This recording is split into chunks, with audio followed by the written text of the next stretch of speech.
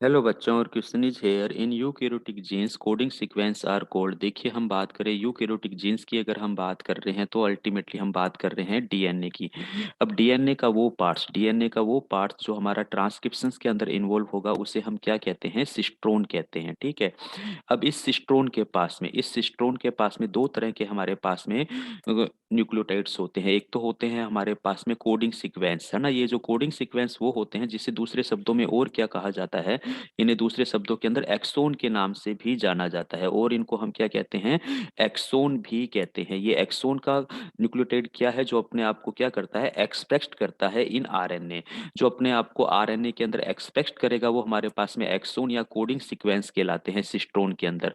और जो अपने आप को एक्सप्रेस नहीं करता, कांट एक्सप्रेस इन आरएनए, अपने आप को आरएनए के अंदर एक्सप्रेस ही नहीं करेगा, वो हमारे पास में क्या होते हैं, इंट्रोन। और इन इंट्रोन को ही हम क्या कहते हैं, नॉन कोडिंग सीक्वेंस के नाम से जानते हैं। तो ये हमारे पास में अगर हमसे पूछा जाए कि कोडिंग सीक्वेंस कौन से होते हैं, तो वो एक्सोन होते हैं। ऑप्शन बी राइट आंसर है। इंट्रोन तो हमारे पास में नॉन कोडिंग है, ये आरएनए के अंदर अपने आप को एक्सप्रेस ही नहीं करते, तो ये ऑप्शन गलत हो गया।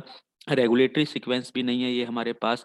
और रिपीटेटिव डीएनए, तो डीएनए फिंगरप्रिंटिंग का बेस है, तो ये भी ऑप्शन हमारा नहीं होता है। तो ऑप्शन बी हमारा यहाँ पर बिल्कुल राइट आंसर है। Thank you.